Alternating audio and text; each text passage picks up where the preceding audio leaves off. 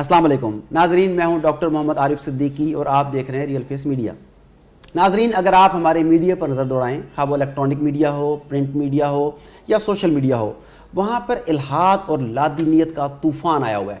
سوچے سمجھے منصوبے کے تحت ایسے سوال اٹھائے جاتے ہیں جو دین کے بارے میں، اللہ رب العزت کے بارے میں، توحید کے بارے میں، رسالت کے بارے میں، ان کی شان کے بارے میں شکوک و شبہات پیدا کرتے ہیں۔ یہ نظریات، یہ شکوک و شبہات نئی نسل کو کس خطرے سے دوچار کر رہے ہیں، ہمارے علماء اکرام کو اس کا ادراک ہے یا نہیں، اس بارے میں بات کرنے کے لیے میں نے معروف اسکالر مفتی خلیق الرحمان صاحب کو زحمت دی ہے۔ السلام علیکم۔ وعلیکم السلام ورحمۃ اللہ وبرکاتہ۔ تو مفتی صاحب، آپ نے دیکھا ہوگا کہ ہمارے ہاں اس وقت لادینیت کا، الحاد کا جو طوفان آیا ہوا ہے، اس نے ہمارے عصری تعلیمی اداروں کو اپنی زد میں لیا ہوا ہے، اس نے ہماری ینگ جنریشن کو زد میں لیا ہوا ہے۔ جگہ جگہ لوگ خدا کے وجود کے اوپر، اس کی قدرت کے اوپر سوال اٹھا رہے ہوتے ہیں۔ نعوذ باللہ، رسول پاک صلی اللہ علیہ وسلم کی شان میں گستاخیاں ہو رہی ہوتی ہیں، وجہ یہی ہے۔ تو یہ سب کیا ہو گیا، یکدم کیوں ایسا معاملہ ہوا ہے؟ ڈاکٹر صاحب، بات یہ ہے، یہ کام یکدم تو نہیں ہوا۔ طوفان یکدم لیکن آیا ہے؟ نہیں، طوفان یکدم نہیں آیا۔ اچھا، اس کو بنیاد بنتے ہوئے 70 سال لگے ہیں۔ ٹھیک کہہ رہے ہیں آپ، ٹھیک کہہ رہے ہیں۔ دیکھیں، یہ ہے ایک فکری الحاد، فکری ارتداد، جی، نظریاتی ارتداد، اور یہی سب سے بڑی جنگ ہے۔ آپ نے کہا کہ ہماری درسگاہیں اس کا شکار ہو چکی ہیں، جی، ہماری نوجوان نسل اس کا شکار ہو چکی ہے، بلکہ ہماری بوڑھی نسل اس کا شکار ہو رہی ہے۔ وجہ یہ ہے کہ تعلیم و تربیت میں خلا ہے۔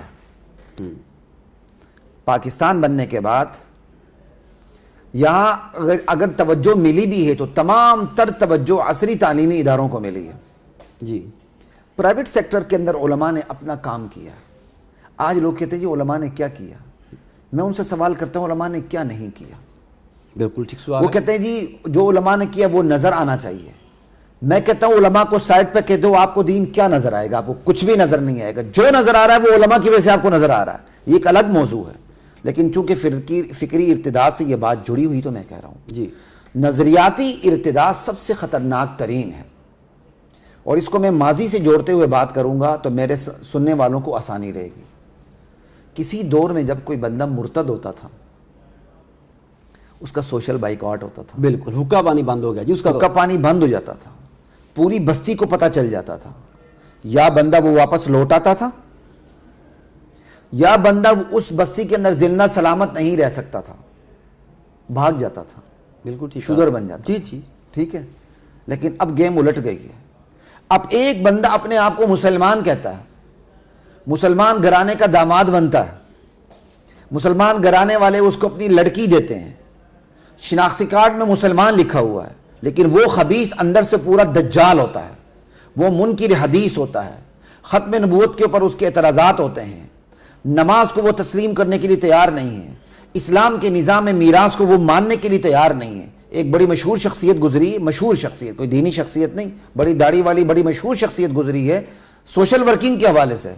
وہ بندہ علل اعلان اسلام کے نظام میراث کو مانتا ہی نہیں تھا۔ میں نے آج کل ایک پوسٹ پڑھی ہے، کیا عورت عادی انسان ہے؟ بیسیکلی اس نے طنز کیا اس کے اوپر۔ دیکھیں نا، عادی گواہی پر طنز، بالکل، وراثت پر طنز۔ بالکل، اب ہم اس کی جواب دینے کے لیے نہیں بیٹھے، لیکن فکری الحاد کے میں مثالیں دے رہا ہوں۔ اس نے بیج بو دیا۔ اب اس بندے نے کہا، اس بندے نے جو بہت بڑا سوشل کاموں میں بہت آگے تھا، بڑی داڑھی رکھی ہوئی تھی، گندے سے کپڑے پہن کے دوسروں کو متاثر کرتا پھرتا تھا ہر وقت، اس نے لاہور میں اس نے یہ کہا، میں نے کہا ہمیں شریعت، کہتا میں نے ضیاء الحق سے کہا تھا ہمیں شریعت وریت کی ضرورت نہیں۔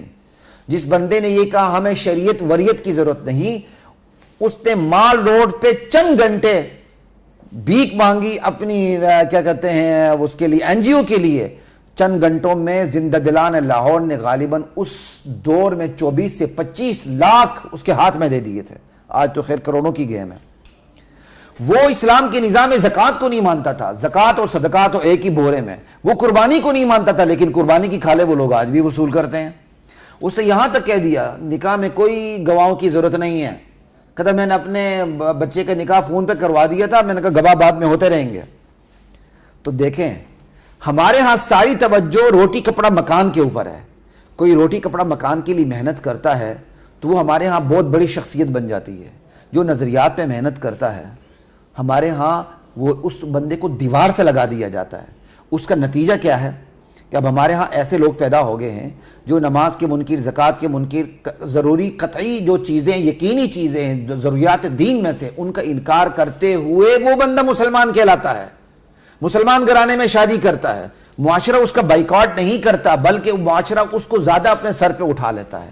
یہ جو فکری ارتداد کی لہر امت مسلمہ میں آ چکی ہے، صرف سب کانٹیننٹ کی بات نہیں کر رہا کیونکہ ہم سب کانٹیننٹ کے اندر ہیں تو ہم اس حوالے سے بات کر رہے ہیں، لیکن یہ جو فکری ارتداد کی لہر امت مسلمہ میں آ چکی ہے، میں اللہ لا یزال کی قسم کھا کے کہتا ہوں اس سے پہلے اتنی شدید ترین لہر کبھی بھی کہیں نہیں آئی تھی۔ تو ہم اس وقت پھر انتہائی خطرے میں گھرے ہوئے ہیں، آپ کو چھوٹی سی بات بتاتا ہوں، حضرت ابوبکر صدیق رضی اللہ تعالیٰ عنہ کے دور میں ارتداد کی ایک لہر آئی، لیکن ختم ہوتے ہوئے کوئی دیر نہیں لگی، بالکل، کیونکہ معاشرہ ایمان کے حوالے سے اتنا مضبوط تھا کہ اس نے بر وقت ایک بہترین قسم کی مزاحمت دی جس سے وہ فتنہ پیوند زمین ہو گیا۔ بالکل، آج ہمارے اندر ایمان نہیں، ہم اس کو مزاحمت دینے کے لیے تیار نہیں ہیں، بلکہ ایسی باتیں کرنے والے میڈیا کے اندر دانشور موجود ہیں، ذرائع ابلاغ کے اندر بڑے بڑے لوگ موجود ہیں، اور ہمارے بلکہ بڑے بڑے مناصب پہ لوگ بیٹھے ہوئے ہیں۔ اب چھوٹی سی بات بتاتا ہوں، ایک بندے نے یہ کہا، وہ بہت بڑے منصب پر تھے،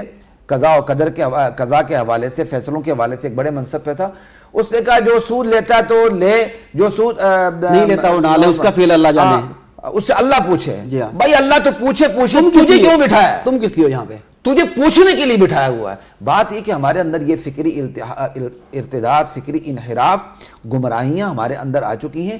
اس کی وجوہات میں سے بہت بڑی وجہ یہ ہے کہ سب سے پہلے والدین تربیت سے غافل ہو گئے، سب سے بڑی وجہ یہ۔ ہاں آپ نوح علیہ السلام کی طرح محنت کریں، اس کے باوجود بھی اگر کسی کا بیٹا کنعان بن جاتا ہے اور وہ رائے حق سے ہٹ جاتا ہے تو اس کی ذمہ داری والدین کے اوپر نہیں آتی، والدین کوشش تو کی، محنت تو کی، لیکن والدین محنت ہی نہ کریں۔ اگر بچہ بیمار ہو تو والدین کے سر میں درد شروع ہو جائے، اگر بچہ ٹیوشن پڑھنے نہ جائے تو والدین بے چین ہو جائیں، اگر بچہ سکول پڑھنے نہ جائے تو والدین کی نیندیں حرام ہو جائیں کہ جب تک وہ بچہ اس سیدھی راہ پہ نہ آئے تو اس دن آرام نہیں آتا۔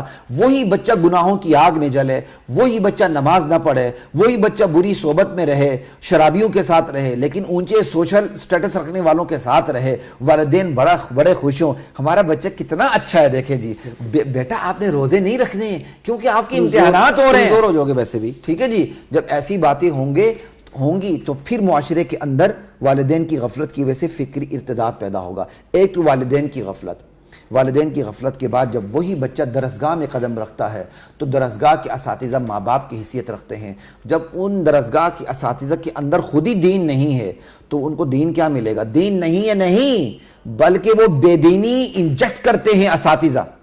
میں ایک مشہور یونیورسٹی میں پڑھاتا رہا ہوں، الحمدللہ بڑے اچھی عہدے پہ رہا ہوں، وہاں ایک خاتون ٹیچر نے باقاعدہ ایسی اسائنمنٹ دی اپنے بچوں کو کہ بچوں نے مجھ سے شکایت کی کہ سر ہم بیٹھ کے وہ اسائنمنٹ کر نہیں سکتے۔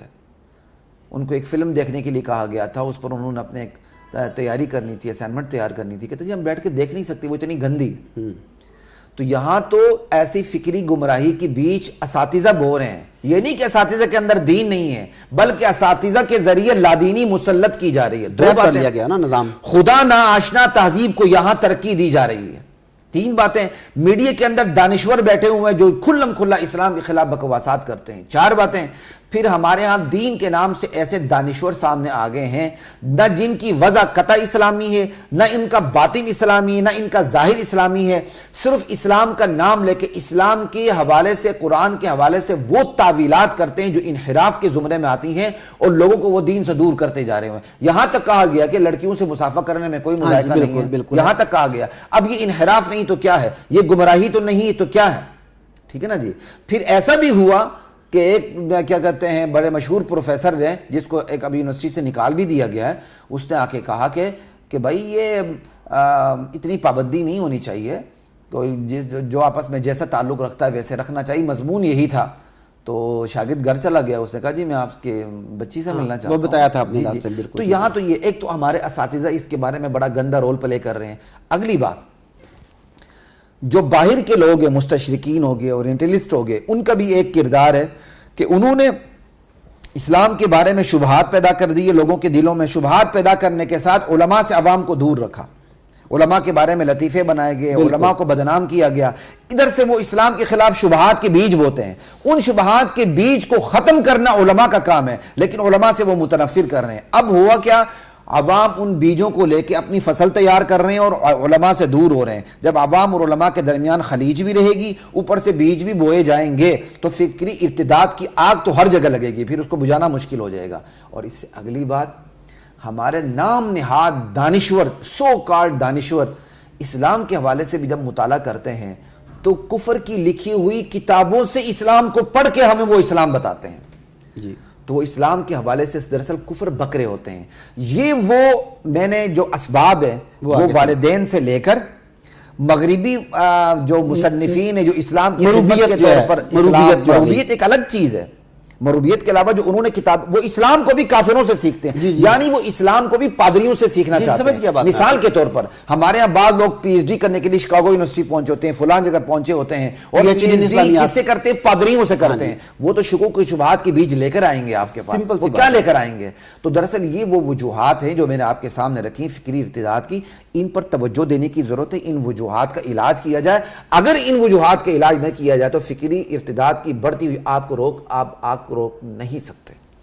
اس میں اب دیکھیں کہ ہمارا میڈیا جو ہے وہ انتہائی خطرناک شاید رول پلے کر رہا ہے. جیسا کہ آپ نے خود بھی کہا, بے شمار ایسے ٹی وی اینکرز ہیں, ایسے ڈرامے بنائے جا رہے ہیں جس میں پیچھے بھگوانوں کی تصویریں ہندوؤں کی دکھائی جا رہی ہیں, ایسے ڈرامے جس میں وہ بے حیائی دکھائی جا رہی ہے, ایسے دانشور ہیں جن کے ذریعے عورت حقوق کے نام پر وہ بے حیائی کو فروغ دینا چاہ رہے ہیں, ایسی طریقے سے سیکولرزم کو پروموٹ کر رہے ہیں. اب میڈیا وہ جن ہے جو بوتل سے باہر آ گیا, اس جن کو بوتل میں واپس ڈالنا اس وقت ممکن نظر نہیں آتا. تو ہم اپنا تحفظ کیسے کریں؟ دیکھیں جی, وہی بات ہے, تحفظ, آپ صحت کا تحفظ کیسے کریں گے؟ ڈاکٹرز کی دی ہوئی ہدایات پہ عمل کریں گے, ڈاکٹرز کے ساتھ رابطے میں رہیں گے اگر بیمار ہیں. اگر بیمار نہیں ہیں تو جو ایک عام ہر ایک کو پتہ ہوتا ہے کہ جو طبی اصول ہوتے ہیں آپ اس پہ عمل کریں گے. تو گمراہی سے بچنے کا طریقہ کار یہ کہ آپ کو علماء کے ساتھ کیا کہتے ہیں اپنی اٹیچمنٹ رکھنی ہوگی. اور یہ وہ واحد طبقہ ہے جس کے بارے میں اسلام کا حکم ہے کہ آپ نے ان کے ساتھ اپنے آپ کو منسلک رکھنا ہے. وگرنہ آپ ڈاکٹر کے پاس مجبوراً جاتے ہیں, وکیل کے پاس مجبوراً جاتے ہیں, عدالت کے سامنے جج کے سامنے کھڑے ہونا آپ مجبوراً جاتے ہیں, آپ خوشی سے نہیں جاتے. آپ کورٹ کچہری مجبوراً جاتے ہیں, آپ خوشی سے نہیں جاتے. لیکن آپ علماء کے پاس خوشی سے آتے ہیں اور آنا چاہیے. اس سے ہی دین بچتا ہے, ویسے دین نہیں بچتا.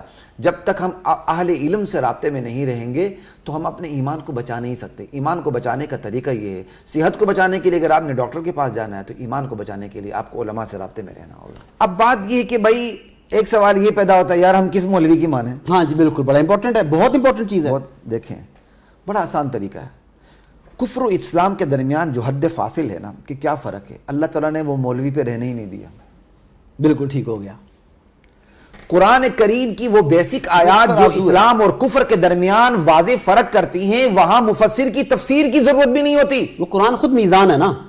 دیکھیں قرآن میں مفسر کی تفسیر کی ضرورت ہوتی ہے بہت سے مقامات پہ, لیکن جو کفر و اسلام میں واضح فرق کرنے والی آیات ہے نا, جیسے قل هو اللہ احد اللہ الصمد لم یلد ولم یولد ولم یکن لہ کفوا احد. اب اس صورت کی قدر اس کو آئے گی جس کو عیسائیت کے پس منظر کا پتہ ہے. اب اس میں قرآن کے بارے میں یہ بھی نہیں آتا کہ یہ حدیث صحیح ہے, حسن ہے, موضوع ہے, منگڑت ہے, صحت کے کس درجے پر ہے. بھائی یہ قرآن ہے, ہر آیت صحت کے اعلیٰ ترین درجے پر ہے, آپ کو کوئی تحقیق کی ضرورت نہیں. ثبوت کے حوالے سے بھی قطعی اور اپنے مفہوم کے حوالے سے بھی اتنی قطعی کہ ایک لے مین بھی اس کا ترجمہ پڑھ لے گا تو اس کو سمجھ آ جائے گی. چھوٹی سی بات, وَعِندَهُ مَفَاتِحُ الْغَيْبِ لَا يَعْلَمُهَا إِلَّا هُ. غیب کی چابیاں اللہ کے پاس ہے, اللہ کے سوا کوئی نہیں جانتا. بات کلیئر ہو گئی, بات ہی ختم ہو گئی, بات ہی ختم ہو گئی. یہ وہ قرآن کی باتیں ہیں جو اصولی باتیں ہیں جس میں کوئی اختلاف نہیں ہے. جیسے ہر وقت میرے اور آپ کے ساتھ اپنے علم اپنی قدرت کے حوالے سے اللہ کے علاوہ کوئی بھی نہیں ہے, کیونکہ اللہ تعالیٰ نے اپنا تعارف کروایا, ما یکون من نجوى ثلاثة الا هو رابعهم ولا خمسة الا هو سادسهم, کہ تین ہوتے ہیں چوتھا اللہ ہوتا ہے, پانچ کیا کہتے ہیں پانچ نہیں ہوتے چھٹا اللہ ہوتا ہے. تو ہر وقت اپنے علم اپنی قدرت کے حوالے سے موجود اللہ ہے. یہ خوبی اللہ تعالیٰ نے کسی میں رکھی نہیں اپنے علاوہ. تو یہ وہ چیزیں ہیں جن میں اختلاف کی گنجائش نہیں ہے. جب آپ قرآن کو اس طرح مطالعہ کریں گے نا, بنیادی عقائد کو آپ اٹھا لیں, پھر یہ دیکھیں یہ بنیادی عقائد ہمارے سماج میں ہمارے معاشرے میں علماء کے کس طبقے میں موجود ہیں, آپ ان کے ساتھ جا کے جوڑ جائیں. بہت بہت شکریہ مفتی صاحب, تھینک یو ویری مچ. ناظرین، موجودہ دور کے سب سے بڑے فتنے الحاد کے بارے میں ایک مختصر سی گفتگو کی، لیکن کوشش یہ کی گئی کہ کچھ بنیادی اشکالات کا جواب دیا جائے، آپ کو ایک لاہ عمل دیا جائے، آپ کو بتایا جائے کہ کس پلیٹ فارم سے کس طرح کے لوگوں سے جڑیں تاکہ اس فتنے سے خود بھی بچ سکیں، اپنی نسلوں کو بھی بچا سکیں۔ اگر ایمان ہی نہ رہا تو باقی کیا رہے گا؟ ایمان کی زندگی کے ساتھ سلامت رہیں۔ السلام علیکم۔